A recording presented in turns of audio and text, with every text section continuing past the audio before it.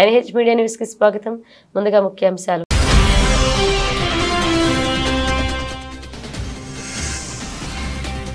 ఈ నెల 20న వేములవాడలో పర్యటించనున్న ముఖ్యమంత్రి రేవంత్ రెడ్డి. ఎమ్మెల్యేలతో కలిసి ఏర్పాట్లను పరిశీలించిన మంత్రి పొన్నం ప్రభాకర్.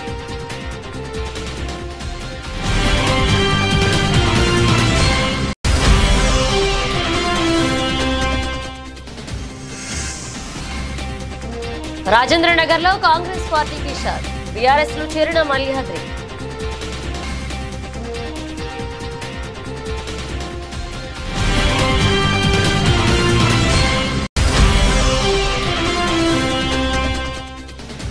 కేంద్ర ఆర్థిక శాఖ మంత్రి నిర్మలా సీతారామన్ విదేశాంగ మంత్రి జయశంకర్ తో భేటీ అయిన సీఎం చంద్రబాబు. ఢిల్లీ పర్యటన విజయవంతమైందన్న ఎంపీ లావు శ్రీకృష్ణదేవరాయలు.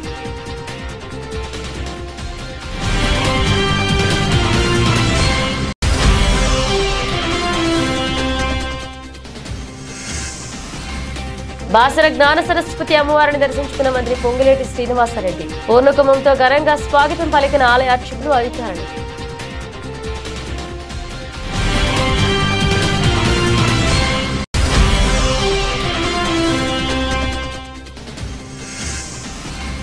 పెద్దపల్లి పట్టణంలో పోలీసు అధికారుల ఆకస్మిక తనిఖీలు.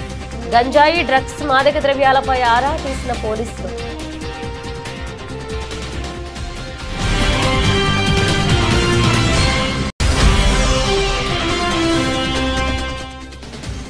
ప్రపంచ రికార్డులు బద్దలు కొట్టిన సంజు శాంసన్, తిలక్ వర్మ. దక్షిణాఫ్రికాపై 4వ టీ20లో 200 పరుగులు భాగస్వామ్యాన్ని నెలకొల్పిన భారత బ్యాటర్.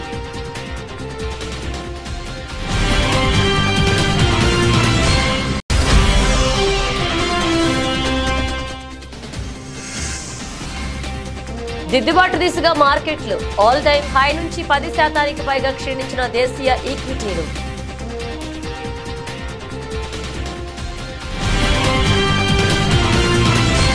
రాజన్న సిరిసిల్ల జిల్లా వేములవాడలో ఈ నెల 20న ముఖ్యమంత్రి రేవంత్ రెడ్డి పర్యటన ఉన్న నేపథ్యంలో మంత్రి పొన్నం ప్రభాకర్, ప్రభుత్వ వేములవాడ ఎమ్మెల్యే ఆది శ్రీనివాస్, మానకొండూరు ఎమ్మెల్యే కవంపల్ల సత్యనారాయణలు వేములవాడ ఆలయంలో చేయాల్సిన ఏర్పాట్లను పరిశీలించారు. సీఎం సందర్శించే చైర్మన్ గెస్ట్ హౌస్, శంకుస్థాపనలు, ప్రారంభోత్సవాలు చేసే ప్రాంతాలను పరిశీలించారు. ఆలయ పరిసరాలు శుభ్రంగా ఉండాలని ఆదేశించారు. సమావేశం జరిగే హాల్లో విద్యుత్ ఇబ్బందులు, అదేవిధంగా మైక్ సౌండ్ ఇబ్బందులు లేకుండా ప్రత్యేక చర్యలు తీసుకోవాలని అధికారులకు ఆదేశించారు. ముఖ్యమంత్రి రేవంత్ రెడ్డి పర్యటించే ఎన్టీఆర్ అతిథి గృహంలో మార్పులు చేయాల్సిన అంశాలపై పలు సూచనలు చేశారు. ఇప్పటికే ముఖ్యమంత్రి పర్యటన ఖరారు నేపథ్యంలో స్వామివారికి ప్రత్యేక పూజలు చేసే ప్రాంతాలు తదితర వాటిపై సూచనలు చేశారు. ముఖ్యమంత్రి పర్యటించే ప్రాంతాలపై ప్రత్యేక భద్రతా చర్యలు చేపట్టాలని జిల్లా ఎస్పీ అఖిల్ మహాజన్ మంత్రి పొన్నం ప్రభాకర్ ఆదేశించారు. ముఖ్యమంత్రి పర్యటన ఎక్కడా ఇబ్బందులు లేకుండా చూడాలని ఈవో అధికారులకు ఆదేశించారు. సమయం తక్కువ ఉన్నందున త్వరితగిన పనులు పూర్తి చేయాలన్నారు. ఆలయంలో సూచనలు చేసే విధంగా బోర్డులు ఏర్పాటు చేయాలన్నారు. సమావేశంలో పాల్గొన్నారు సిరిసిల్ల జిల్లా కలెక్టర్ సందీప్ కుమార్ జా, ఎస్పీ అఖిల్ మహాజన్, ఆలయ ఇతర అధికారులు పాల్గొన్నారు. ప్రభుత్వం ఒక సంవత్సరం పూర్తి చేసుకుంటా ఉన్నది. చారిత్రాత్మకంగా జరిగినటువంటి అనేకమైనటువంటి కార్యక్రమాలు.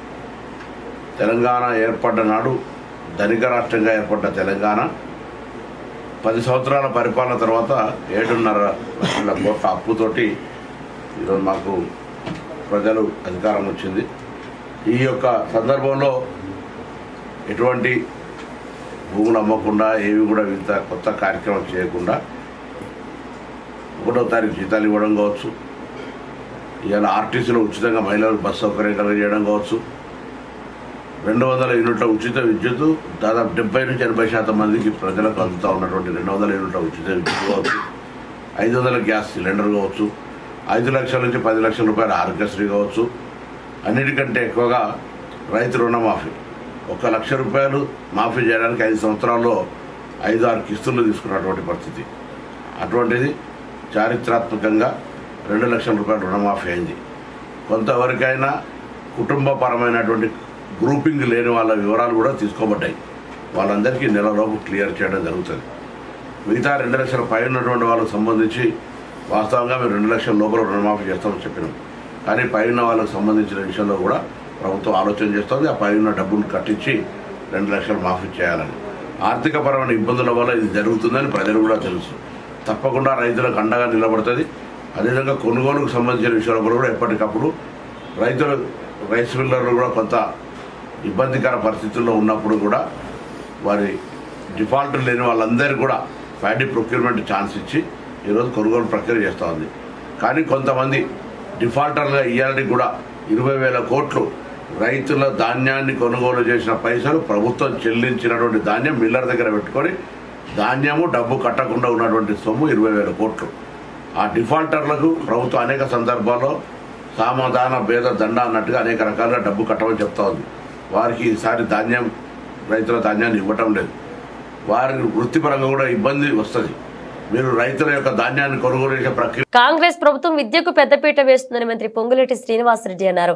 ప్రముఖ పుణ్యక్షేత్రమైన బాసర జ్ఞాన సరస్వతి అమ్మవారిని మంత్రి పొంగులేటి శ్రీనివాసరెడ్డి శనివారం దర్శించుకున్నారు. ఆలయ అర్చకులు అధికారులు పూర్ణకుంభంతో ఘనంగా స్వాగతం పలికారు. అనంతరం ఆలయంలో ప్రత్యేక పూజలు నిర్వహించారు. అర్చకులు వీరికి తీర్థ ప్రసాదాలను అందజేసి ఆశీర్వదించారు. వారి వెంట పార్టీ నాయకులు అధికారులు పలువురున్నారు.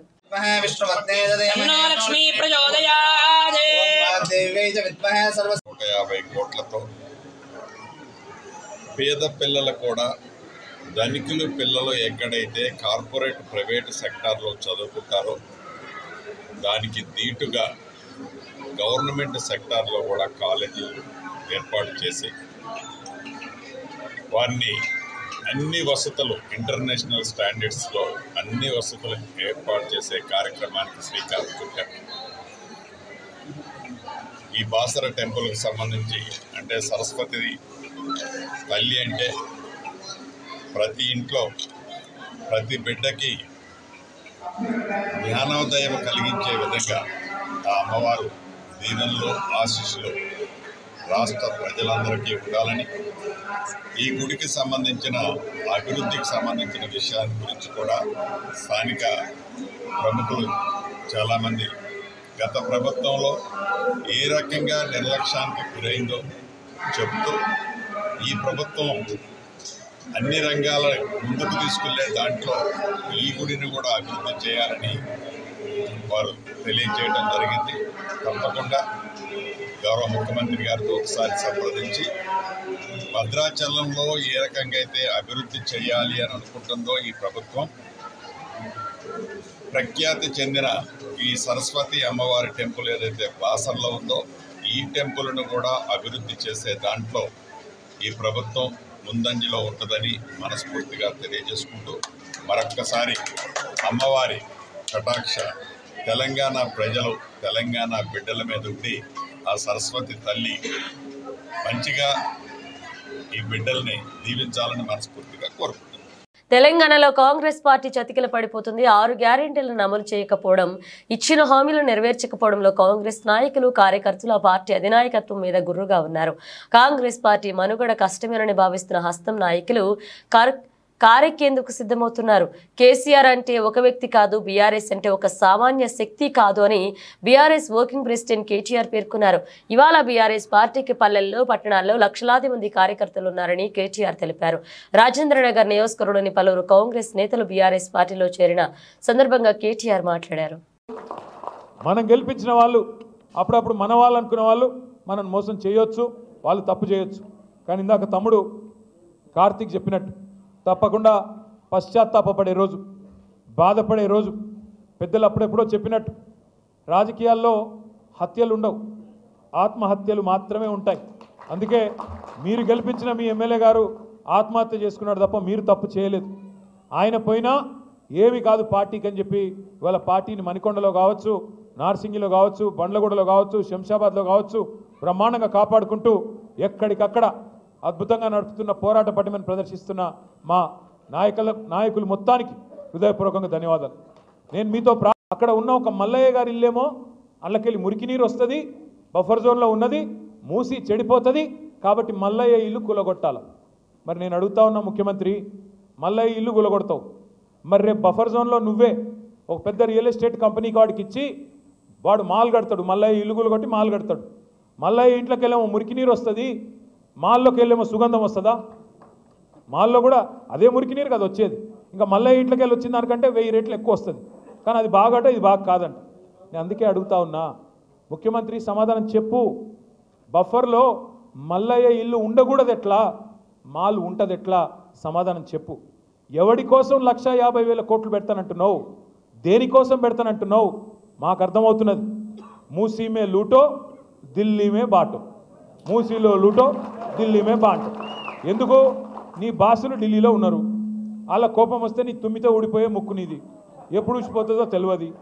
రాహుల్ గాంధీకి మూటలు పంపకపోతే ఆయన ఊకోడు, మళ్ళీ పైన ఇంకా ప్రియాంక గాంధీ గారు ఉన్నారు, ఇంకా చాలా మంది పెద్దలు ఉన్నారు, వాళ్ళకు మూటలు పంపాల్సిందే. వైఎస్ఆర్ కాంగ్రెస్ ప్రభుత్వంలో లిక్కర్ తాగితే లివర్ చెడిపోతుందని, చంద్రబాబు సర్కార్లో లిక్కర్ తాగితే లివర్ బాగుపడుతుందంటూ కూటమి ప్రభుత్వం చెప్పదలుచుకుంటుందని కాకినాడ జిల్లా వైఎస్ఆర్సీపీ అధ్యక్షులు కురసాల కన్నబాబు విమర్శించారు.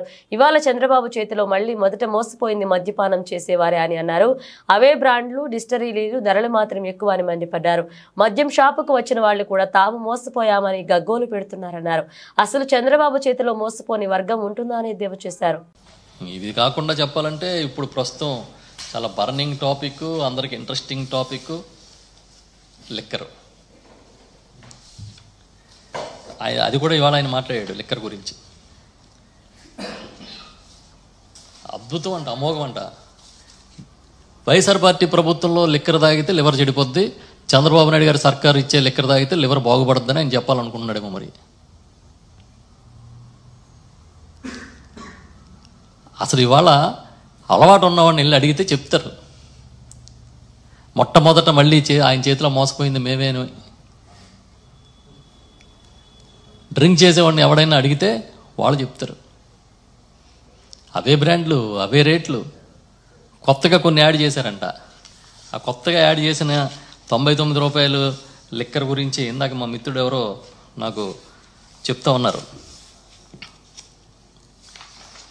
99 రూపాయలకి ఇచ్చే కొత్త బ్రాండ్లు Sumo classic whisky, Bengaluru whisky, royal, ట్రాపికానా, short whisky, Kerala malted whisky. విషయం ఏంటంటే ఇక్కడ 99 రూపాయలకి ఇస్తున్నారు, ఇదే తక్కువకి ఇస్తున్నామని చెప్పుకుంటున్నారు కదా. కానీ ఇదే మందు, ఇదే కంపెనీ తయారు చేసే, డిస్టిలరీ తయారు చేసే మందు, ఇదే క్వాలిటీ వేరే రాష్ట్రాల్లో 80 రూపాయలకి 85 రూపాయలకి అమ్ముతున్నారంట. ఆయనే చెప్పాడు నాకు ఇందాక. అంటే ఏంటంటే మీరు చేస్తే అది చేతిలో పోసుకుని తాగిన పవిత్ర తీర్థం లాంటిది. మేము చూస్తున్నాం ఆ షాపులు, దాని భోగవతం, మీ నాయకులు వాళ్ళని పీడించుకుని తింటున్న పద్ధతి. చివరికి షాపులు వచ్చినప్పుడు కూడా మేము మోసపోయామని గగ్గోలు పెట్టేస్తున్నారు. ఏదో 20% మార్జిన్ ఇస్తామన్నారు, 10% ఇస్తున్నారని అదొక గోల్ నడుస్తుంది. సరే, మొత్తానికి అయితే మీ లిక్కర్ ఎత్తిగడ ఫలించిందో లేదో కొద్ది రోజులకు కానీ తెలియదు. అసలు గతం మర్చిపోయారు కానీ చంద్రబాబు నాయుడు గారి హయాంలో మోసపోయిన ఒక వర్గం ఉంటుందా ఎవరైనా? ఏ వర్గమైనా?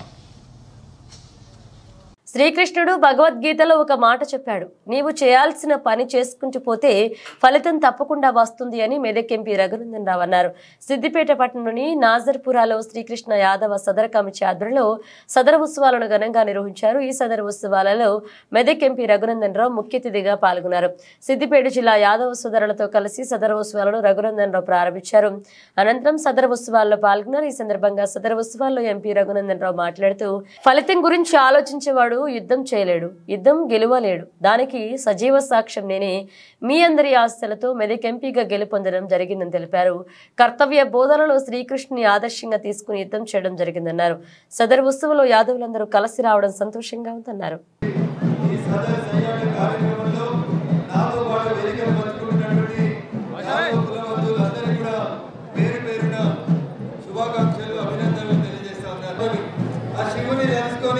తల్లులందరూ కూడా దీపారాధన చేస్తున్నటువంటి తరుణంలో సదర్ సయ్యాట పేరిట సోదరుడు భాషా శ్రీకాంత్ యాదవ్ ఏర్పాటు చేసినటువంటి ఈ కార్యక్రమంలో సిద్దిపేటలో ఉన్నటువంటి యాదవ కుల బాంధవులందరూ కూడా ఒక చోటికి రావడం అనేది నిజంగా అభినందించాల్సినటువంటి విషయం.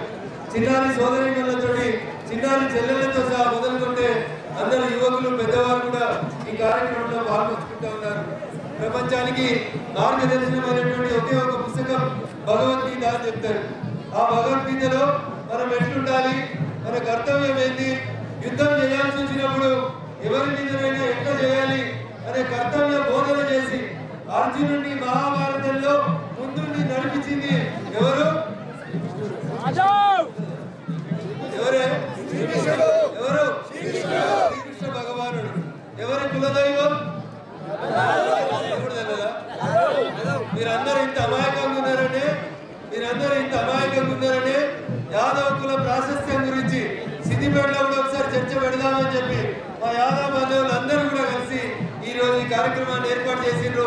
ఎవరో ఒకరు ముందుకు రావాలి కాబట్టి భాషా శ్రీకాంత్ ఒకటి ముందుకు వచ్చిండు. తమ్మునికి సపోర్ట్ గా ఈ పక్కన శ్రీనివాస్ ఇంకా ఈ కాలనీలో ఉన్నటువంటి అనేక మంది యాదవ్ సోదరులు నిలబడ్డారు. మీకు అందరికీ కూడా మరొకసారి మనస్ఫూర్తిగా శుభాకాంక్షలు, అభినందనలు తెలియజేస్తూ శ్రీకృష్ణుడు భగవద్గీతలో ఒక మాట చెప్తాడు, ఫలితం ఏంటనేది పక్కన పెట్టు, నువ్వు చేయాల్సిన పని నువ్వు చేసుకుంటూ ముందుకు పోతా ఉంటే ఫలితం తప్పకుండా వస్తుంది అని చెప్తాడు. ఫలితం గురించి భయపడిన వాళ్ళు, ఫలితం ఇట్లుంటుందా అట్లుంటుందా అని ఆలోచించిన వాళ్ళు ఎవరు కూడా యుద్ధం చేయలేరు, యుద్ధం గెలవలేరు. దానికి సజీవ తార్కాణం మీ ముందు నిలబడేటువంటి మీ రఘునందన్. మీ అందరి ఆశీస్సులతో మే 13వ తారీఖు రోజు మీరందరూ ఓట్లు వేసి పంపిస్తే చాలా సంవత్సరాల తర్వాత మెదక్ పార్లమెంట్ గడ్డ నుంచి కమలం గుర్తు మీద నన్ను గెలిపించింది. కర్తవ్య బోధనలో ఆ శ్రీకృష్ణుడిని ఆదర్శంగా తీసుకొని యుద్ధం చేయాలన్నప్పుడు అర్జునుడిని ఆదర్శంగా తీసుకొని గాంధీవాన్ని సంధించి ముందుకు పోతే విజయం ఢిల్లీలో బీఆర్ఎస్ బీజేపీ దోస్తీ అందరికీ తెలుసు అని గల్లీలో మాత్రం కుస్తీ పట్టినట్లుగా నటిస్తున్నారని కాంగ్రెస్ పార్టీ ఎమ్మెల్యే అనిల్ కుమార్ రెడ్డి అన్నారు. మూసీలో 3 నెలలు ఉండాలని బీజేపీ బీఆర్ఎస్ నాయకులకు మా సీఎం రేవంత్ రెడ్డి సవాల్ విసిరారని, సీఎం 3 నెలల సవాల్ విసిరితే కిషన్ రెడ్డి ఒక నైట్ మూసీలో ఉంటారని అంటున్నాడని ఎద్దేవా చేశారు. నిర్మాణాత్మక ప్రతిపక్షంగా బీజేపీ వ్యవహరించారని, రాజకీయాలు వద్దని హితవు పలికారు. కేంద్ర మంత్రి కిషన్ రెడ్డి గారు హైదరాబాద్లో మాట్లాడుతూ మరి మూసి వద్దే మేము అక్కడనే భోజనం చేసి అక్కడనే వండుకుంటాం, రేవంత్ రెడ్డి గారి సవాల్ను స్వీకరిస్తున్నామని కిషన్ రెడ్డి గారు మాట్లాడారు. రేవంత్ రెడ్డి గారు మా ముఖ్యమంత్రి గారి సవాల్ ఏంటంటే 3 నెలలు మీరు మూసి నది పరివాహకంలో అక్కడనే ఉండండి, అక్కడ ఉండి అక్కడ ఉండగలుగుతామని మీరు చెప్తే, మీరు మంచిగా సంతోషంగా ఉన్నారని చెప్పగలిగితే మా ముఖ్యమంత్రి గారు ఏమన్నారు, సరే మీరంతా మంచిగానే ఉన్నారు కాబట్టి ప్రధాన ప్రతిపక్షాలు చెప్తున్నాయి కాబట్టి మేము మూసి ఓకే ప్రక్షాళన పునరుజ్జీవ కార్యక్రమం చేయాల్సిన అవసరం లేదు అనేది నిర్ణయం తీసుకుందాము అని కూడా ముఖ్యమంత్రి రేవంత్ రెడ్డి గారు అన్నారు. కానీ సవాలు 3 నెలలు అంటే మీరేం చేస్తున్నారు, మీరు ఒక్కరోజు ఆడనే భోజనం చేసి ఆడనే వండుకుంటాం అన్నట్టు. అంటే ఒక్కరోజు కాదు కిషన్ రెడ్డి గారు, మా సవాలు 3 నెలలు అక్కడనే ఉండాలనేది మా సవాల్. సరే ఇప్పుడు ఇది సవాళ్ళకు సంబంధించింది కాదు, ఇది ఈ ప్రాంత ప్రజలది. నల్లగొండ, ఉమ్మడి నల్లగొండ జిల్లా ప్రజల సమస్య, రైతుల సమస్య, కుల వృత్తుల వాళ్ళ సమస్య, మత్స్యకారుల సమస్య, రజకుల సమస్య, నేతన్నల సమస్య, రైతు కూలీల సమస్య, కాలుష్యమైన నీళ్లు ఈ ప్రాంతం గుండా పోతుంటే అనేక మంది ఏళ్ల నుంచి దశాబ్దాల నుంచి ఇబ్బంది పడుతుంటే దీన్ని రాజకీయం చేయకండి అని పదే ఉమ్మడి నల్గొండ జిల్లా వాసులు మొత్తుకుంటున్నారు. హైదరాబాద్ లో మూసీ నది పరివాహక ప్రాంతం వెంబడి కూడా లక్షలాది మంది బతుకుతున్నారు. తెలంగాణ ప్రతి ఇంటి నుంచి కూడా హైదరాబాద్ లో ఎవరో ఒకరు ఉంటారు. ఇంతమంది లక్షలాది మంది కోట్లాది మంది ఇబ్బంది పడుతుంటే దీని మీద మా ముఖ్యమంత్రి అనేక పార్టీలు అందరూ కూడా మాట్లాడినరు. ఈరోజు చేస్తామంటే దీన్ని రాజకీయం చేసే కార్యక్రమం చేస్తారు. కిషన్ రెడ్డి గారు ఈరోజు మా సవాలు 3 నెలలు అక్కడ ఉండాలనే సవాలు. సరే ఈరోజు మేము ఒకటి అడుగుతున్నాం, మీరు ఒక్కరోజు చేసేది కాదు. ఇంకొకటి ఏంటంటే మీరు ఇంకొక మాట ఏం మాట్లాడుతున్నారు, మీరు ఈ మూసి ఇండ్లను కూలగొట్టి ఏపీ ముఖ్యమంత్రి చంద్రబాబు అసెంబ్లీ సమావేశంలో పాల్గొన్న అనంతరం ఢిల్లీ బయలుదేరి వెళ్లారు. ఢిల్లీలో ఆయనకు టీడీపీ ఎంపీలు స్వాగతం పలికారు. చంద్రబాబు తన ఢిల్లీ పర్యటనలో కేంద్ర మంత్రులను కలిశారు. హస్తనలో సీఎం పర్యటన వివరాలను టీడీపీ యువ ఎంపీ లావు శ్రీకృష్ణదేవరాయలు మీడియాకు తెలిపారు. కేంద్ర విదేశాంగ మంత్రి ఎస్ జయశంకర్ తో చంద్రబాబు సమావేశమయ్యారని వెల్లడించారు. భారత్ నుంచి అమెరికా వెళ్లే విద్యార్థులు, పౌరుల స్థితిగతులపై జయశంకర్ తో చర్చించారని, ముఖ్యంగా మన వాళ్లు ఎదుర్కొనే ఇమిగ్రేషన్ సమస్యలు పరిష్కరించాలని కేంద్ర మంత్రిని చంద్రబాబు కోరారని శ్రీకృష్ణదేవరాయలు వివరించారు. నదుల్ని అనుసంధానం ద్వారా కొన్ని లక్షల ఎకరాలకి సాగునీరు, మరీ ముఖ్యంగా ఏదైతే వెనకబడ్డ ప్రకాశం జిల్లా అయితే కానీ, వెనకబడ్డ రాయలసీమ అయితే కానీ, ఈ ప్రాంతాలన్నిటికీ కూడా నీరు అందించాలంటే ఈ 2 నదుల్ని కూడా అనుసంధానిస్తేనే అవుతుందనే ఉద్దేశంతో ఈ ప్రాజెక్టు గురించి కేంద్రం వైపు నుంచి సహాయ సహకారాలు అందించాలని చెప్పి కేంద్ర మంత్రి నిర్మలా సీతారామన్ గారిని ముఖ్యమంత్రి గారు కోరడం జరిగింది. ఈ రెండింటి గురించి కూడా ఈరోజు మీటింగ్లో ప్రధానంగా చర్చించడం జరిగింది. అలాగే మరొక కేంద్ర మంత్రి గారు జయశంకర్ గారితో, ఎక్స్టర్నల్ అఫైర్స్ కేంద్ర మంత్రి గారితో కూడా ఈరోజు ముఖ్యమంత్రి గారు కలవటం జరిగింది. ముఖ్యంగా ఈ సమావేశంలో ముఖ్యంగా చర్చకు వచ్చినవి, సరే ఈ మధ్య అమెరికాలో ఏదైతే కొత్తగా గవర్నమెంట్ ఫామ్ అయిందో దానివల్ల ఇండియా పైన, ఇండియన్ ఎకానమీ పైన ఏ విధమైన మార్పులు చేర్పులు జరుగుతాయని, అలాగే ఇక్కడ ఇండియా నుంచి వెళ్ళే స్టూడెంట్స్కి ఏ విధంగా ఉంటుంది అని చెప్పి, అక్కడ అమెరికా వెళ్ళే వారికి ఏ విధంగా ఉంటుంది. ఎందుకంటే మనందరికీ తెలిసిందే ఆంధ్ర రాష్ట్రం నుంచి ప్రతి సంవత్సరం కూడా కొన్ని వేల మంది స్టూడెంట్స్ అక్కడికి వెళ్తూ ఉన్నారు, అక్కడ బాగా చదువుకుంటున్నారు, బాగా సెటిల్ అవుతూ ఉన్నారు. వారికి ఏ విధంగా ఉండబోతాం అన్నదాన్ని కూడా మాట్లాడటం జరిగింది. వీటన్నిటితో పాటుగా ఎకానమీ పరంగా ఏ విధంగా మార్పులు చేర్పులు జరగబోతూ ఉన్నాయి, ఇండియా భారతదేశం మనం ఏ విధంగా ప్రముఖ పాత్ర పోషించారు. పెద్దపల్లి పట్టణంలో పోలీసు అధికారులు ఆకస్మిక తనిఖీలు నిర్వహించారు. పట్టణంలో పాన్ షాపులు, కూరగాయల దుకాణాలు, కిరాణా షాపులను పోలీసు అధికారులు తనిఖీలు చేశారు. గంజాయి, డ్రగ్స్, మాదక ద్రవ్యాలపై ఆరా తీశారు. ఈ సందర్భంగా పెద్దపల్లి ఏసీపీ గజ్జి కృష్ణ మాట్లాడుతూ రామగుండం పోలీస్ కమిషనర్ ఆదేశాల మేరకు, పెద్దపల్లి డీసీపీ సూచనల మేరకు పెద్దపల్లి సబ్ డివిజన్ పరిధిలోని పెద్దపల్లి పట్టణంలో అన్ని షాపులను ఆకస్మికంగా తనిఖీ చేస్తున్నట్లుగా తెలిపారు. పెద్దపల్లి, సుల్తానాబాద్ సిఐలు, సబ్ డివిజన్ పరిధిలోని ఎస్ఐలు, వారి సిబ్బంది 5 టీములుగా విడిపోయి తనిఖీలు నిర్వహించినట్లుగా చెప్పారు. యువత పెడదారిన పడుతూ గంజాయి తాగడం వల్ల ఆరోగ్యం చెడిపోవడం, ఆర్థికంగా నష్టపోవడం, తల్లిదండ్రులకు ఇబ్బంది కలగడంతో పాటు సామాజికంగా దేశం యువశక్తిని కోల్పోతుందన్నారు. అక్రమంగా గంజాయి, డ్రగ్స్ విక్రయించే వారిపై చట్టరీత్యా కఠిన చర్యలు తీసుకుంటామన్నారు. ఈ తనిఖీలలో పెద్దపల్లి సిఐ ప్రవీణ్ కుమార్, సుల్తానాబాద్ సిఐ సుబ్బారెడ్డి, పెద్దపల్లి ఎస్ఐలు లక్ష్మణ్ కుమార్, మల్లేష్, కాల్వా శ్రీరాంపూర్ ఎస్ఐ వెంకటేష్ పాల్గొన్నారు. కమిషనర్ పోలీస్ గారి ఆదేశాల మేరకు డిప్యూటీ కమిషనర్ పోలీస్ పెద్దపల్లి గారి ఇన్స్ట్రక్షన్స్ మేరకు ఈరోజు మా సబ్ డివిజన్లో, అంటే పెద్దపల్లి డివిజన్లో ఉన్నటువంటి ఆఫీసర్లు మొత్తం పోలీస్ సిబ్బందితో కలిసి ఈరోజు అన్ని షాపులు, కిరాణా షాపులు కావచ్చు, పాన్ షాపులు కావచ్చు, అన్నిటి మీద కూడా ఈరోజు పెద్ద ఎత్తున ఒక 5 టీములుగా విడిపోయి పెద్దపల్లి పట్టణంలో తనిఖీలు చేయడం జరుగుతుంది. దీని ముఖ్య ఉద్దేశం ఏంటంటే, ఈ తనిఖీల ఉద్దేశం యూత్ పెడిచేవన పడుతూ ఈ గాంజా అనేది తాగుతున్నారని, దానిలో భాగంగా ఆరోగ్యాలు ఖరాబ్ చేయడం, ఆర్థికంగా నష్టపోవడం, తల్లిదండ్రులు కూడా ఇబ్బందులు పెట్టడం, సమాజానికి కూడా సరైనటువంటి యువత ఈ దేశాన్ని కోల్పోతుందనేటువంటి ఉద్దేశంతో మా ఉన్నతాధికారుల ఆదేశాల మేరకు ఈరోజు నేను, మా పెద్దపల్లి సిఐ గారు, మా సుల్తానాబాద్ సిఐ గారు, మా పెద్దపల్లి ఎస్ఐ గారు, అట్లాగే మా కాళేశ్వరం ఎస్ఐ గారు, మిగతా అందరు ఎస్ఐలు వారి వారి సిబ్బందితోనే ఈ పెద్దపల్లి పట్టణంలో 5 భాగాలు విడిపోయి తనిఖీలు చేస్తున్నాం. ఆకస్మిక తనిఖీలు. ఈ తనిఖీల్లో ఎవరైనా దొరికితే మాత్రం చట్టరీత్యా కఠినమైనటువంటి చర్యలు. లగచర్ల దాడి ఘటనలో అరెస్టుల పర్వం కొనసాగుతుంది. ఇప్పటికీ కేసులో అనేక మందిని అదుపులోకి తీసుకున్నారు పోలీసులు. తాజాగా మరికొంతమందిని అరెస్ట్ చేశారు. 6గురిని అదుపులోకి తీసుకున్న పోలీసులు వారిని కొడంగల్ పోలీస్ స్టేషన్ నుంచి పరిగి పోలీస్ స్టేషన్ కి తీసుకొచ్చారు. వీరందరినీ సాయంత్రం వరకు రిమాండ్ చేసే అవకాశం ఉంది. అలాగే ఈ కేసులో మరికొందరి కోసం కూడా పోలీసులు ముమ్మరంగా గాలింపు చర్యలు చేపట్టారు.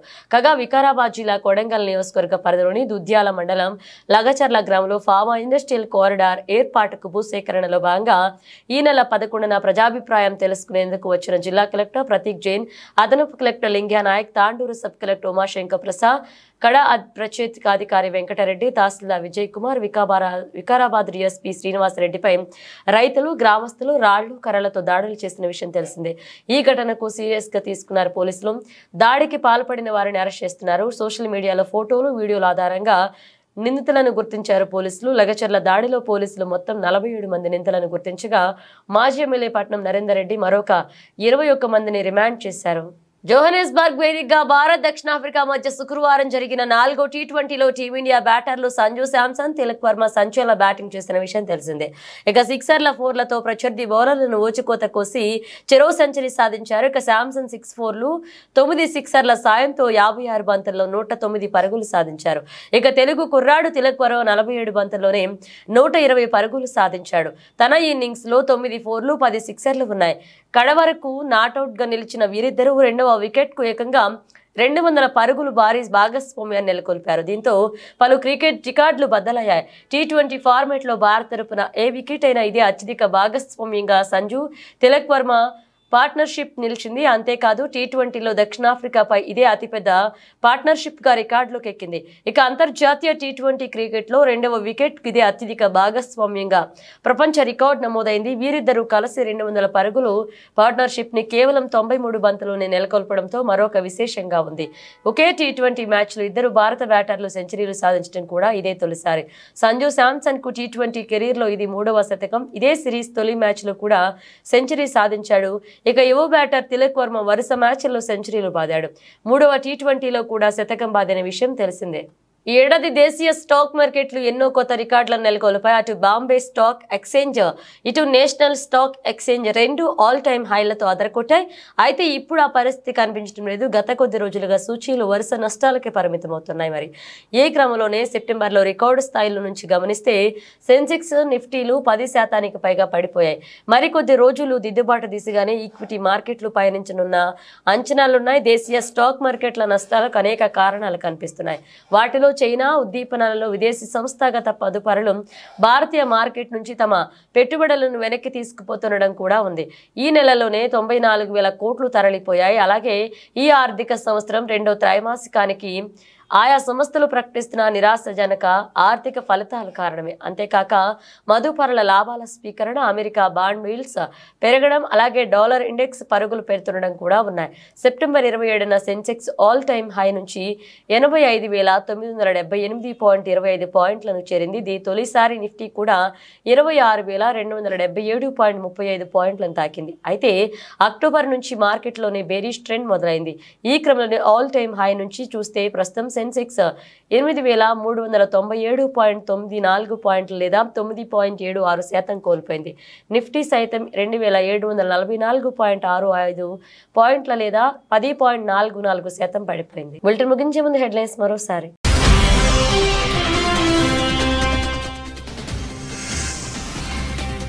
ఈ నెల 20న వేములవాడలో పర్యటించనున్న ముఖ్యమంత్రి రేవంత్ రెడ్డి. ఎమ్మెల్యేలతో కలిసి ఏర్పాట్లను పరిశీలించిన మంత్రి పొన్నం ప్రభాకర్.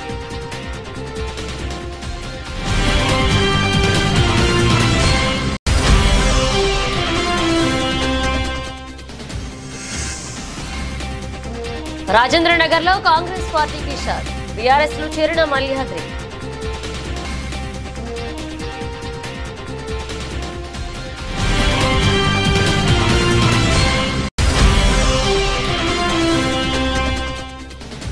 కేంద్ర ఆర్థిక శాఖ మంత్రి నిర్మలా సీతారామన్, విదేశాంగ మంత్రి జయశంకర్ తో భేటీ అయిన సీఎం చంద్రబాబు. ఢిల్లీ పర్యటన విజయవంతమైందన్న ఎంపీ లావు శ్రీకృష్ణదేవరాయలు.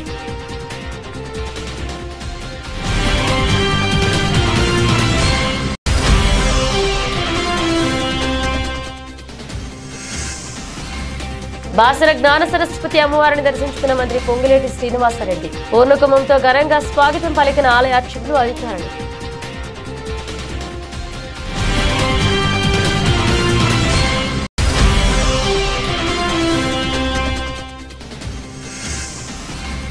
పెద్దపల్లి పట్టణంలో పోలీసు అధికారుల ఆకస్మిక తనిఖీలు. గంజాయి, డ్రగ్స్, మాదక ద్రవ్యాలపై ఆరా తీసిన పోలీసులు.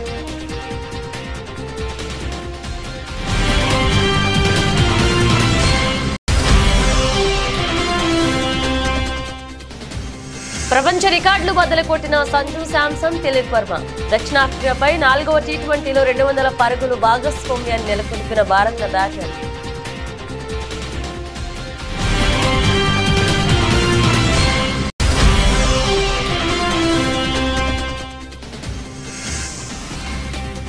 దిద్దుబాటు దిశగా మార్కెట్లు ఆల్ టైమ్ హై నుంచి 10% పైగా క్షీణించిన దేశీయ ఈక్విటీలు.